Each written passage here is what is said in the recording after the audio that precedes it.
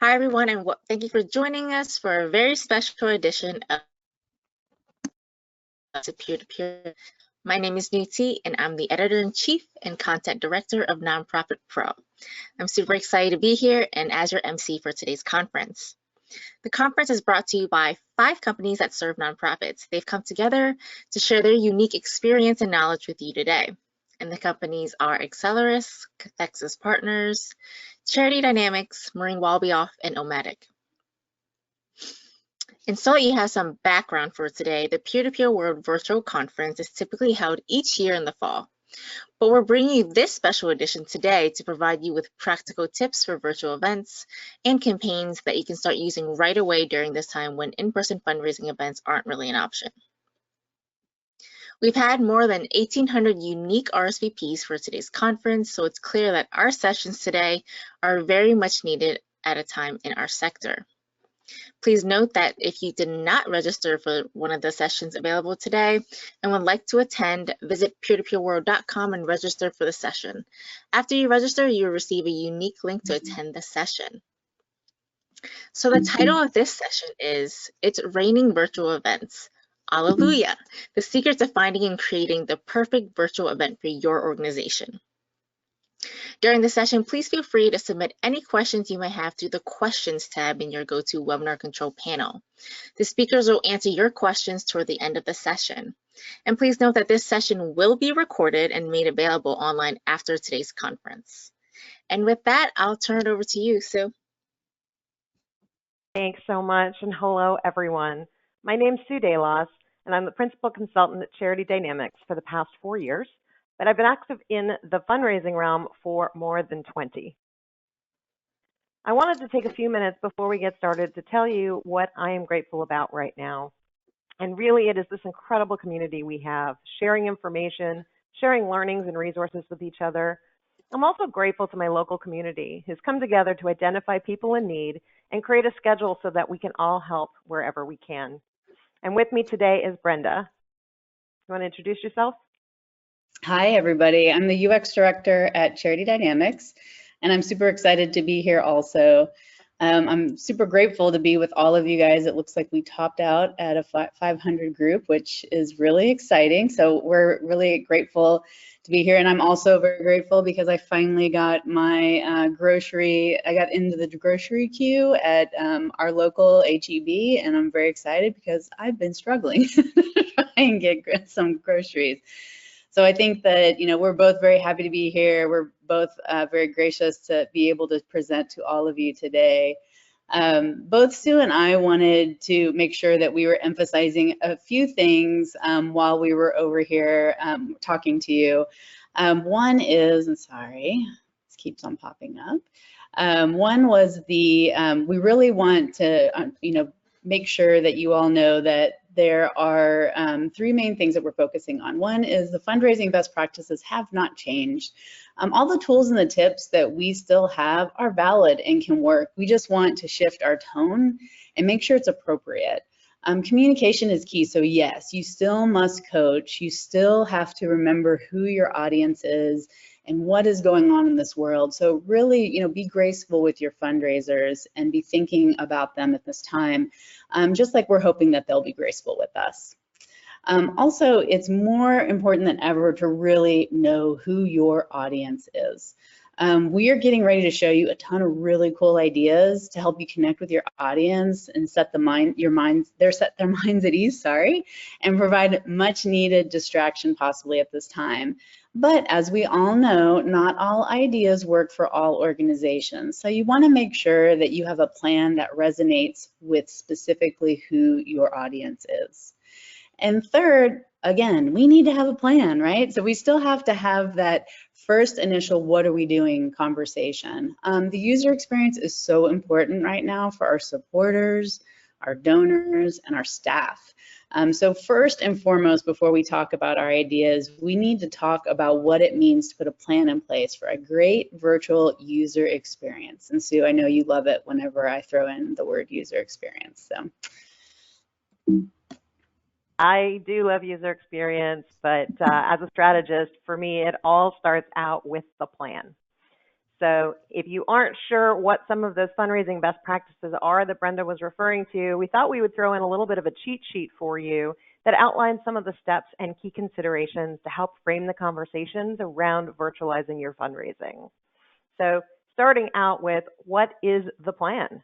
What is your timeline? What resources do you have available? And now more than ever, that's a really critical conversation to have across your entire organization. You are not a fundraising team of 1 or 2. Your marketing folks, your technology folks, your digital folks, your finance and accounting groups, your operations folks, all should be part of the planning conversations before you get started.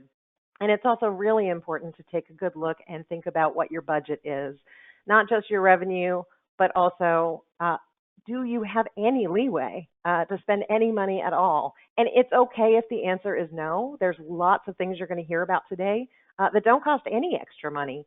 But if you have it, there may be opportunities for you to really amp up your return on investment. Of course, you want to make sure you take inventory of what tools you have available, but more importantly is thinking about what is the experience that you want to present to your audience. And as Brenda again referenced earlier, it is really critical now more than ever that you think about who it is that you are looking to engage with whatever activity you choose to do. It has to resonate. It has to be relevant. So think about what your event promise is. What is the experience that they should be expecting to get from this? And then how do you bring that to life? Always important to know who is in charge of what and who are your go-tos to get the support that you need, both in developing the program as well as managing and running it. Thinking about how you promote it. I know we talk a lot in these webinars about email, but there are so many more channels than that. So very quickly, if you have never heard of PESO planning, I strongly recommend that you Google that. Essentially, PESO stands for paid opportunities, earned opportunities, that's your public relations, media relations, shared opportunities, things like your social networks, and then owned properties. So that's your e-newsletters, your websites, your blogs, those types of things. And last but certainly not least, how do we follow up and how do we keep folks engaged with us? It is really important, more now than ever, to communicate. Share the impact that your participants, your fundraisers, your donors and supporters can have. Survey them, ask them what they thought about the new virtual event or the new experience or their activities in it. And always, always, always remember to thank everyone who played a role, whether it is your constituents or your staff or your partners or your sponsors. Thank you goes a whole long way. Next. All right, so that was the quick and dirty introduction. One of the things that you're going to notice here today, we talk about it raining virtual events, and while we are primarily here to talk about peer-to-peer, you're going to see that there's a couple of fundraising ideas in here that are not necessarily peer-to-peer. In today's world, it is absolutely okay to consider all opportunities that are available to us, and some of the most popular and successful events that we're seeing right now are actually what we call pay-to-play. So still technically peer-to-peer, but rather than asking participants to fundraise through their friends and family, they are looking at paying a registration fee or a participation fee to gain access to the event. So we don't have a whole lot of time to get through 10 really exciting events, so we are going to kick this off and get this started. Brenda? Awesome. Thanks, Sue. Our first idea, I just really love this. I think everybody probably would agree that the gala experience is huge in the spring. And a lot of people were really upset because they couldn't get their social get-togethers and their fancy, get their fancy on for fundraising. But these don't have to stop. I think the virtual experience for a gala is actually really great. I hate the word cancel. Whenever I actually hear someone say, well, should we cancel it? I just feel like that is just way too negative in our world today. So how do we turn the negative of not being able to have a social gathering into a positive? We got to just shift and refocus. And one of the great things about technology today is it's giving us even a greater opportunity to get creative, just like Sue's saying, and go virtual and really lean on our top supporters to be influencers for us. And that works really well in the gala space. I think one of the big things that we always think about with Gala is, it's a time to get very dressed up, be able to, kind of rub shoulders with the best of breed in our fundraising world. In the same time, it really allows us to think through, okay, what is that experience we want to have online? What you're seeing in front of you is actually something that happened with something I found actually in Vogue. It was two New York philanthropists that always throw a gala around the time of the Met Gala, and they decided they didn't like the word cancel either. So they virtualized their gala. The plan was actually really smart. They knew that they wanted to fundraise for the WHO's COVID-19 response fund, and they just decided to put a plan together to really figure out how could they get their top influencers to help fundraise, but then also have a very exclusive event for them online. So first off, what they did is they put together a really great list of who are their top donors, who are those people that always supported them on any of their philanthropy that they were doing. They called on them and then asked them to do the peer-to-peer thing of reaching out to their friends and seeing if they would want to come to this exclusive event. Then what they did is did a wide net cast of an advertisement on Instagram, and that's what you're seeing on your screen. And that Instagram invitation pretty much maxed them out. They weren't able to actually take in everyone and had to say, hey, we'll keep you posted on our next event. But really it was like peer-to-peer at its best, right? They had their wonderful their donors, their big donors who then reached out and touched other people who possibly could come. And then they did the best practices in Zoom.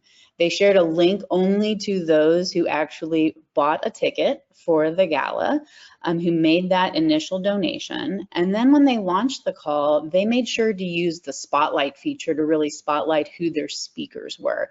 They had a mixologist that taught everyone how to make a specific drink that was very specific to their fundraiser. They had specific musicians that they spotlighted, and the whole time they would then show the grid of everyone and everyone dancing and having a good time. So along with their theme, along with the musicians, and along with a really great mixologist teaching their audience something, they raised over 20K, and it was a really quick turnaround. So you don't have to have a ton of technology to do it, just be really smart on what you're doing. So it really just goes to show how, it doesn't take much to throw a good party online, and how leaning on social and your top donors can really make a big bang when it comes to doing something like a gala experience online. I'll pass it to you for number 2. Awesome. So I think most of us are familiar with the concept of the silent auction, but how on earth do you manage an online auction? While there's lots of software that can help you do it, again, that conversation around budget and access and technology is really, really important. There's lots of ways to hold auctions free of charge as well. The first thing, of course, is making sure that you have things to auction off. Right now, companies, celebrities, your major donors are looking for ways to support you and can't always do it with a financial donation. So asking them to donate prizes for a silent auction is a really great way to keep these folks engaged with you and give them a way that they can continue to support you and be part of your mission. For the silent auction piece itself, we've seen some incredibly successful 5- and 6-figure auctions happening on Facebook, and that might surprise some of you. Instagram, same thing. And the way that they're doing this is pretty unique. They're creating Facebook groups for the auction itself. They are recruiting social ambassadors, just like Brenda was talking about, to help raise awareness of the auction that is going on. And then they're using individual posts to put up a picture of the item, the description of the item, and the starting bid, and asking participants to place their bids as responses to each Facebook post. Of course, there is a time frame for the auction to go on. In some cases, it's hours. Other cases, it might be days or even weeks. The choice is up to you. And again, the social ambassadors really come into play here by giving them some pre-templated or created content that they can use to tell friends and family that this auction is happening, and have them, through peer-to-peer, recruit people into your auction Facebook group or Instagram group, whatever channel you choose to host it on. Next. The next idea is around the voting contest, and anyone who really knows me knows I am a big sucker for anything when it comes to animals. So this one really caught my eye. British Columbia SPCA had decided to move forward and have their calendar contest. And I think they did a really nice job of doing not only a voting contest, but explaining to their audience why they were still going forward with this. They did a lot of great ways of fixing that tone that we were talking about earlier and understanding their audience and speaking to them about how animals are still in need during this time. So what did they exactly do? They sent out a great email that told me exactly what I wanted to hear about the voting contest, that it was still going on. They used something called gogoPhotocontest.com. That is not a very expensive tool, but it allows people to buy votes to vote on. So you're doing the pay to play kind of idea here, where if you want to vote, you have to make a donation, and the higher donation you have, the more points you have to be able to give to your favorite pet for the contest. And then obviously they let people also contribute in a way of bringing their animal to the contest themselves.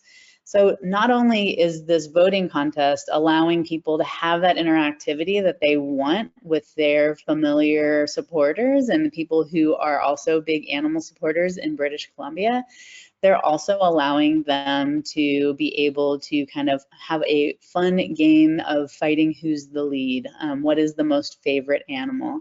It really just helps them be able to not only have some kind of fun interactivity for their audience, but then allows them to actually fundraise at the same time for the contest. Really, it's just overall just making sure that you have some sort of a tool that shows that progress, a leaderboard, and then allowing a donation per contest entry. And so you could use a donation form or something like the GoGo Photo Contest to do that. Idea number 4. You'll see a common theme here where there's lots of animals. Brenda and I are both huge animal lovers. But you know, one of the other things that we're seeing a lot more of, and we're going to talk about this a couple times this afternoon, is the concept of using live stream technology. And one of the ways to bring that to life, I'm going to show my age here, and I hate doing it, but some of you may remember the Jerry Lewis telethons on television, where they would go for 12 hours or 18 hours, have a series of phone banks and people ready to take donations on the phone, and they would fill that period of time with lots of celebrity content, impact content, messages from the organization that was being supported, and it was just, it literally was the type of activity that the entire family would sit down to watch and participate in together. And we can bring that to life now using the technology available to us to do our own versions of a live telethon.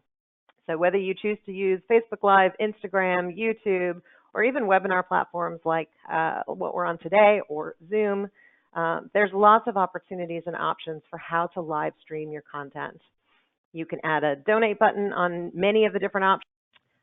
Some ideas for telethon content are thinking about going behind the scenes at your organization, showing pictures or video, or taking a tour of your facilities. Showcase some of the projects that you have in motion, or research or activities that are being funded right now. Definitely talk about program success stories, recent or even historical. Show that timeline of the last 10 years or 20 years and the impact that fundraising has had for your organization. Definitely feature your dedicated volunteers, your staff, your partners, your sponsors. Oftentimes they are able to bring education, resources, or even entertainment to the table. There's lots of opportunities to really diversify with the type of content that you can put together. You will, of course, want to engage with your participants, your donors, your listeners, like you all are today, by asking and answering questions. Host trivia. Ask them to participate in online polls. And again, all of these wonderful software tools have the question or chat functionality, so allow them to ask you what they want or tell you what they want. and call them out by name when they're giving you kudos and praise, and thank them by my name for participating and engaging with your telethon. One key thing that you'll remember for any of the old-fashioned telethons that you ever watched or paid attention to is they ask a lot. And so I am giving you permission to remember these are fundraisers, and it is okay to ask. Everything that you are sharing, all of the impact stories, all of the mission is helping to reinforce why you're asking. So never question whether or not you should. Of course you should. That's what these are all about. All right, moving on. This one is actually one of my favorites right now. I titled it, Make the Ordinary Extraordinary. And really the essence here is to think about things that people do on a daily basis. Maybe not today's world, but thinking about last year, game nights, movie nights. What are those get-togethers that families, friends, communities would get together and do? There are lots of ways to bring this to life online. And what you're seeing on the screen right now is an example from Boston Children's Hospital, who hosted a game night last Friday night. And essentially, what they did is they took their DIY platform. Most of you have a DIY platform, and they spun it out as a themed DIY, meaning specifically talking about and supporting folks hosting a game night. Donations were optional, of course. Lots of folks paid to play, but also a lot of folks issued their own challenges to their friends and family. I don't know about you. I am the only person in my little circle that loves Monopoly, and no one will play with me. Maybe I'm super good at it. Maybe I'm not, and I just like to be the banker. I don't know why people don't want to play with me, but I issued a challenge for a Monopoly tournament that ended up going 6.5 hours. It was super lot of fun. And I raised $500 doing it because people knew, the folks who know me and love me knew it was something that was important to me. They also know I love Monopoly, and so they were happy to be able to support me and support the organization. You can do the same thing with a movie night. Once again, I participated with an organization that used Netflix Watch Together functionality to issue a movie watching challenge. And clearly my friends and family either love me or hate me, I'm not sure. But we managed to raise $1,000 to make me watch all of the Saw movies. And I hate scary movies, but I watched them. And I admit they're kind of okay. So, oftentimes we talk about peer-to-peer, we think about walks and runs and rides, and yeah, we think about DIY, but look around. Look at the things that people are doing every day and see if there is a really easy turnkey way to turn that into a virtual event that people can and will participate in droves. I would have played Monopoly with you, Sue. Thanks, Brenda. And we had to put this idea in here because, I mean, why not? Giving Day, I'm sure, and if you haven't heard yet, that there is a new Giving Day that's going to be hosted on May 5th. And it provides another great reason to really kind of gear up your peer-to-peer registrants to fundraise. This example is Greater Chicago Food Depository. They are fantastic about getting the word out and having social ambassadors. So you've heard us say this word a lot. These are your big supporters, and getting them to actually go out and try to, one, fundraise for you, but then also see who they could recruit to fundraise also. So this example, even though it's a little bit different, it's actually something really cool where they spun out an event, a fundraising event that actually is going to be working towards them to be able to have those fundraisers for them. So they're on Blackbaud, they're using TeamRaiser to be able to have those participants come in, have their own fundraising page, making sure that that is the primary focus is having a fundraising page for the big day. Obviously having some bandwidth before the big day to get there so that people can kind of get ramped up, get really excited, understand what it means to be a social ambassador. But it really allows a very small army of passionate supporters sing your praises, which is amazing. And it's really just getting your public ready for the next big ask, which is on May 5th. Really, if you think about it, this strategy works across the board for anything. It could be, your social ambassadors just pointing people to a specific donation form if you don't have something as complex as a team raiser. But really, it's just really handing a tool to your supporters to be able to get the word out for you on this big day.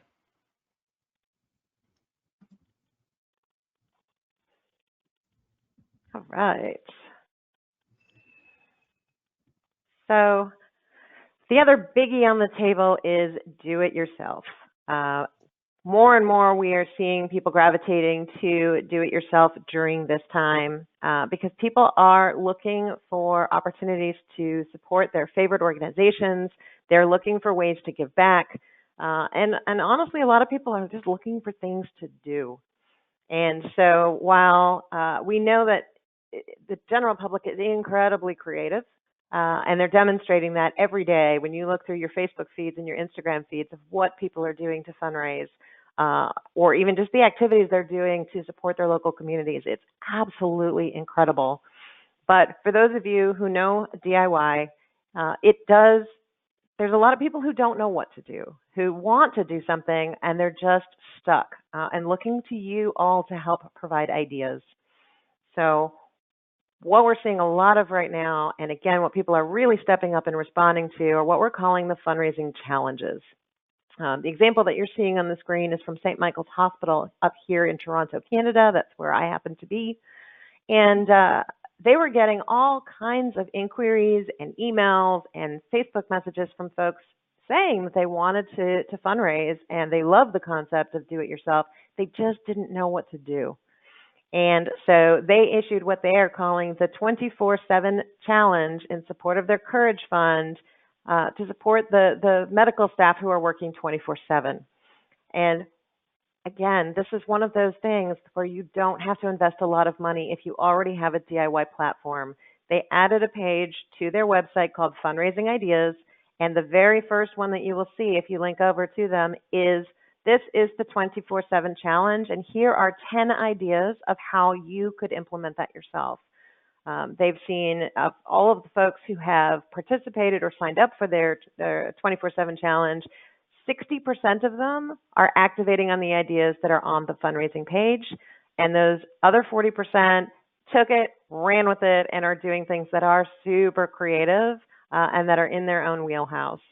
So, some of the ideas that we're showing you, they do take a little bit of work and collaboration and resources, but there's also lots of quick and easy ways to capitalize on investments you've already made, technology you already own, programs that you've already developed. And really it comes down to thinking about the messaging and what are we asking people to do. That event promise that I spoke about at the beginning is so critically important in how you communicate these programs and these events. So whether you're asking people to do a readathon or a bookathon or to do a marathon on their balcony, some of you may have read about the gentleman in France who completed an entire marathon on his balcony, or the lovely 90-plus-year-old gentleman in the UK, the veteran, who is using his walker to walk around his yard to raise significant amounts of money for the medical community. People are just waiting for you to ask, and they're really hoping that you have some ideas that you can share with them to help them get started. So when in doubt, DIY is one of your best friends to help you get up and running quickly. This next one capitalizes on what we are all doing right now, using whether it's Zoom or WebEx or Facebook Live or YouTube Live, thinking about live streaming of events. And the truth of the matter is right now we're at a place with technology where if you can dream it, you can do it. So I'm not sure when the last time was that you guys all went into your respective app stores, but clearly the number of collaboration apps is quite staggering. Maybe they're just promoting them better and most of these already existed. I don't know. But it used to be that live streaming was the domain of online gamers and people kind of went, if they weren't into that. By the way, if you have not already seen it, last week there was an incredible live stream of people building complete cities in Minecraft. It is amazing what these games can do these days. I personally love them. I know it's not everyone's cup of tea. So that's why it's exciting that live stream events have now gone mainstream. Literally, my Facebook has at least 10 new live events posted daily between friends, family, neighbors, organizations I support, companies I support.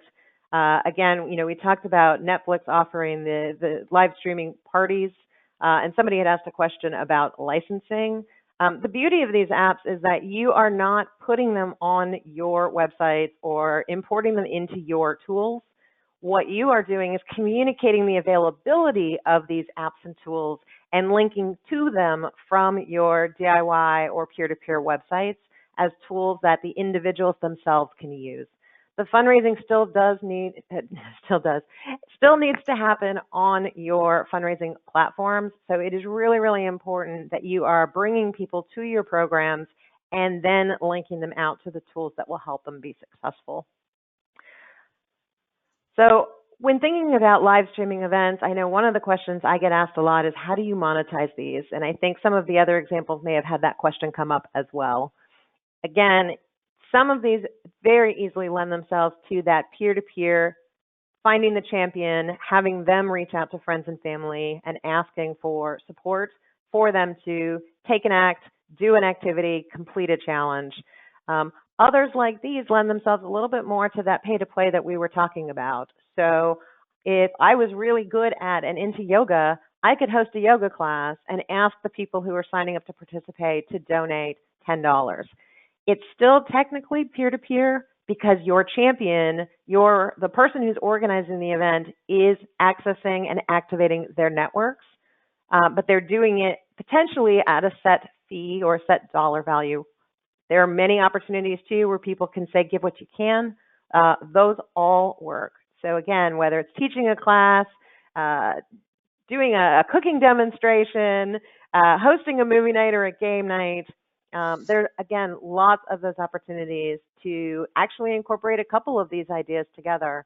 With everyone being so disconnected right now, taking the moment to figure out how to incorporate live stream is just one way to help bring people back together and have people do things together even though we're apart. And Sue, I don't know if everyone knows this, but if you use Zoom, you can actually incorporate it into a Facebook live stream, which is pretty cool, so that not everyone has to be sitting on Facebook. They could be in your Zoom party, or they could be on Facebook and watching. So just a little extra tidbit of technology I found out this week, helping my sister do one for her school.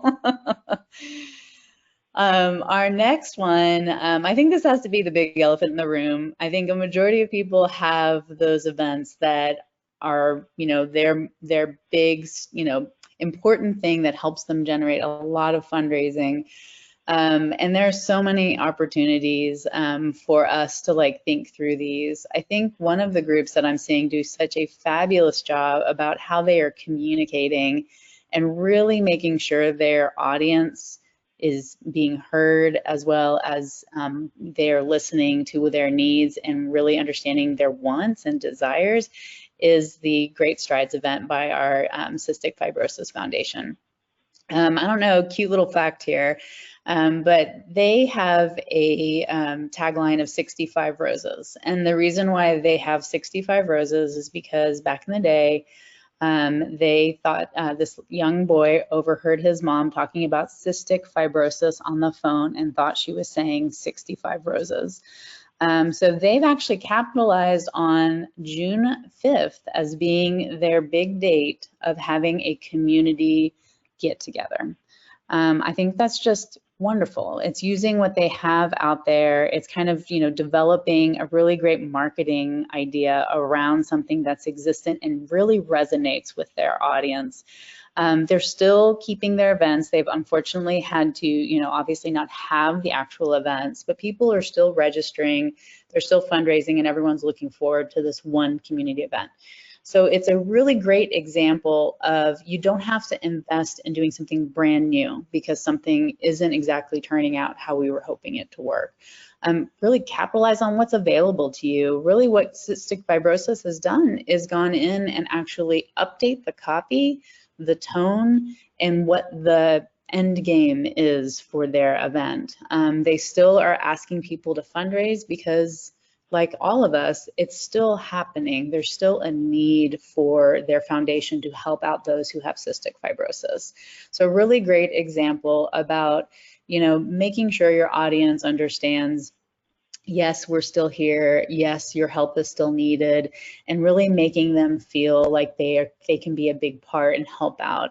Like Sue and I've been saying over and over again, I think people are looking for a way to connect and be, doing something important in the world today. And so this is your opportunity to kind of just change what you're doing today in your events to making them be a little more virtual, because unfortunately we don't know when we can actually all come together again in a large group. And doing something fun online for your audience. Thanks, Brenda. And we've got one more example that we're going to share with you. And this one kind of breaks the mold a little bit because it was already a virtual event. So this is not an event that became virtual because of the situation that we're all in today. It has been a virtual event for many, many years. And I wanted to show this to you because I think it's really important for us to know what the possibilities are and to remember that we're all in this together. If you see activities or event concepts from your colleagues that make you go, that's kind of interesting, reach out. Don't be afraid to ask them why they made the decision to do it, how they did it, what have they learned, what would they do differently if they were going to do it all over again. We have such an incredible community, and people are very open to sharing concepts and to sharing best practices and learnings. So what you're seeing up on the screen, for those that may not be familiar, this is the Great Cycle Challenge. It originated in Australia. It now also runs in the United States as well as Canada. And as I mentioned, it has always been a virtual ride. People sign up for the ride in the fall. They have 6+ months to do practice rides before everyone officially but unofficially comes together in June for the big ride. But again, the big ride is individual rides. There is no coming together at one location, all of the riders riding together. And so some of the things that I think are really interesting and think you guys might want to check out is how they have leveraged not just the fundraising platform that has all of the standards that you are all accustomed to, but they have integrated third-party apps. So for example, there's a fitness tracking app that records and publishes all of the practice rides that their individuals go on. So as I'm reaching out to friends and family and asking for them to support me financially on the big day, they can see how vested I am in this, how well I'm doing, how poorly I'm doing, how often I practice or don't practice, as the case may be. They can see my route. They've also put in a find a friend ride pairing option because, again, there may be 25 people all riding in Austin, Texas, none of whom know each other or know that the others are participating. And wouldn't it be great in better times to be able to have a ride buddy or to be able to talk to folks to see if there's a better route that maybe I should be practicing on or a more scenic route that I should check out that maybe I don't know about because it's outside of my local area. They've also built in a number of really interesting and exciting customizable marketing tools because, as we know, our peer-to-peer fundraisers are our marketers as well. They are the ones promoting the event. They are recruiting to their teams if it's a team-based event. They are pushing the fundraising. And so ensuring that they have the messaging that they need to have at their fingertips, but also the ability to add their personal spin to it. It could be as simple as just naming it Sue's Ride for the Great Cycle Challenge or for the mission insert here. But it could also be as complex as this is why I'm riding, this is who I'm riding for, and putting in the photo of the person that I'm dedicating my ride to. Again, depending on resources and technology, there's the basics. And then you can amp this up to the Cadillac version if you have the ability to do so. You don't have to, but I wanted to leave you with something that's a little bit inspiring, that's a little bit out there to get those creative juices flowing as you start to work through how to turn your own events virtual. So you can see what some of the possibilities are. And again, reach out to colleagues, reach out to other organizations that are doing things that you might like to try and do, and ask them how they did it and what did they learn. Phew. That's a lot of great ideas, Sue. And we did it in record time. I know, we blew through those, even with a little bit of a technology glitch, so apologies for that. But, really the one thing that we wanted to leave you with is that there's a lot of great ideas out there, and a lot of are coming from your organizations as well as those supporters out there just trying to get the word out and do something wonderful in this world today. And it evolves and changes daily. So I think we all have to take a collective deep breath. Do it with me. And we just have to give ourselves some grace and space to always focus on what's best for our audience, what's best for our supporters, our donors, our staff, and what's good for you. We don't want to stress you out saying you have to do all these ideas. That's not the point. It's just to say that you probably have some really great ones that are out there and just need a little tweaking. So remember that technology is always an empowering and good opportunity for us today. And so let's harness it. And let's do something that's really appropriate for our audience. And remember to breathe. And I'm going to leave it and see if there's any questions, or if Sue, if you wanted to add any of your final thoughts. Breathing is my final thought. Absolutely. It is so easy to get overwhelmed with the possibilities, as inspiring as they may be. So yeah, take a deep breath, take a step back, and really, think about what is going to work for you and what is going to work for your constituents. And at the end of the day, it's going to take you through, and we're all going to get through this together. So we do have a couple of questions that have been posted. So I'm just going to quickly pull them up. So the first question that we have in here is, any suggestions on how to sell an activity that people can do traditionally on their own? So for example, how did they monetize game night? And that's a really great question. It really comes down to those best practices that we talk about, and thinking about how do you support your DIY participants in their ask for support. So regardless of whether the activity is a game night, a movie night, a cooking get-together, a happy hour, really at the end of the day, excuse me, the host of the event, the individual that's doing this, is going to be communicating with their friends and family, hey, I am hosting ABC event in support of X mission.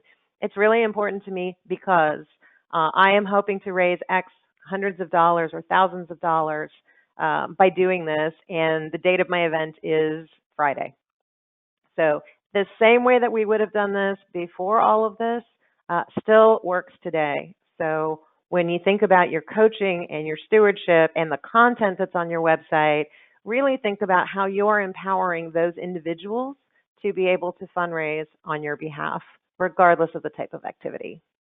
Brenda, anything you want to add? No, I think you covered it great. Okay, next question.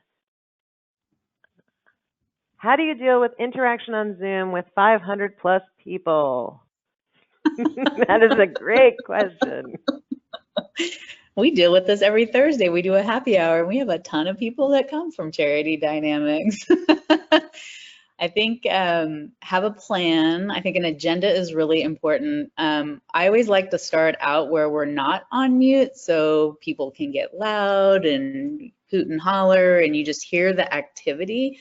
I think the activity and the sound of human voices is really important right now. But the one thing that we like doing is making sure that we tell everyone we're getting ready to put them on mute. We spotlight the person that we're unmuting so that they can really be seen. And we make sure that the chat tool is available to use, because then you kind of see the commotion of that going on too, and you see people laughing and chattering with each other. I don't know, Sue, do you have anything to add on that one? Yeah, I think it's just, as you said, think about the agenda and let people know when are the opportunities for everyone to participate and what parts of the agenda are just going to be on screen. as you said, that chat function is so important to allow people to ask questions or cheer on whoever happens to be presenting.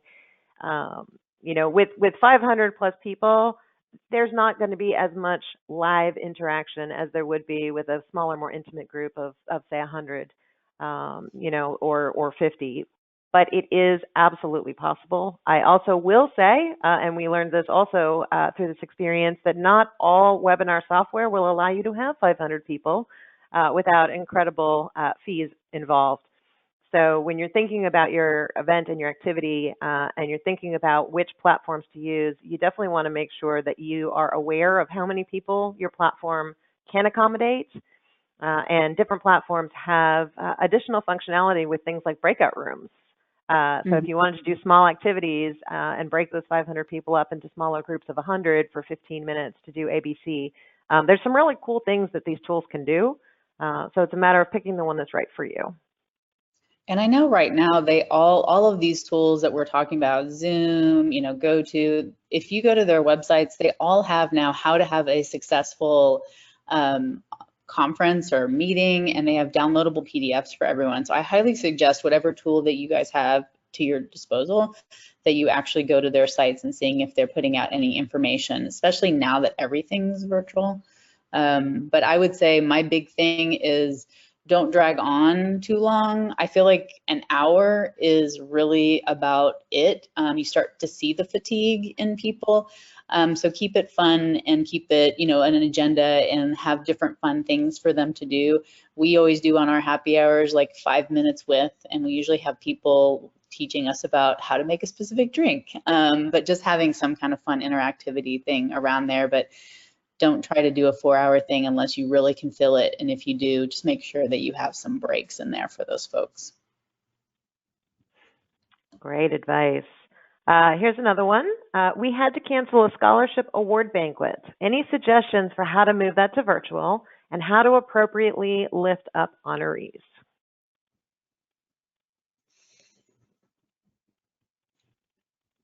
That's a good one. So I can start first off by saying, the banquet itself, turning it into virtual, using the example that Brenda showed, is probably the easy part. Look at the agenda that you originally had for the banquet, and probably a good 70 to 80% of it can be replicated in a virtual environment. There are going to be some things that are tough and or not possible, but with technology, there's actually new things that you can do in a virtual world that you could not do offline.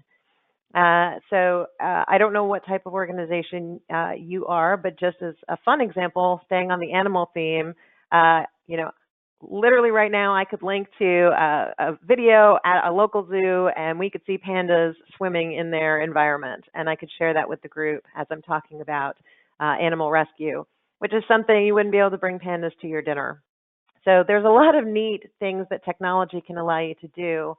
When we're thinking about how to, when you say lift up, I think that means celebrate, and I just want to clarify that. If you're using technology like WebEx or Zoom, where those people are in the room with you, then you can unmute them and celebrate them and have them speak to what it is that they've done or why they're being honored, or thank everyone in the room and give their speeches that way. It does not work on something like a Facebook Live. So again, picking the right platform is going to be really, really important. But you could have other guest speakers who are presenting the honorees and why they are honorees. And you can have, multiple different people around the room. You could engage family members to do introductions of your honorees using the technology that these platforms allow you to have. Again, that's something that might be a little more difficult actually in real life, to be able to have all of those people in one room and bring them together. Pre-recorded video also works. If you need to have somebody who can't attend, either in the presentation speech or even giving the thank you speech, you easily can flip to putting photos or videos up just the way that you see us share our PowerPoint presentations. So there's lots of different ways that you could do that. And that people would log in to participate in. Brenda? Yeah, one thing that I've been seeing a lot with like the galas and banquets is even though you try to keep it to like a ticketed event, so special people, I mean, obviously we don't want the Zoom bombing to happen, so you're not going to advertise the URL to just anyone to come. But one thing that I have been seeing is broadcasting a segment of it so that anyone can actually attend. And so it's a really great opportunity for you to allow people who might have not been able to get to your banquet or even understand what a banquet is, to actually understand now and kind of get a little peek into it. And so you kind of open it up, have it on Facebook Live or Instagram Stories or anything along those lines that just kind of open it up for a time segment and then close the doors again to keep it to the private people who actually paid for the banquet or, or the donors that are being respected there. So that's something that I've seen that I thought was actually a really great idea to kind of get the word out and kind of spread the word a little bit more about your organization. Okay, I'm just doing a quick time check because we're almost at the end, and there are a few more questions in here.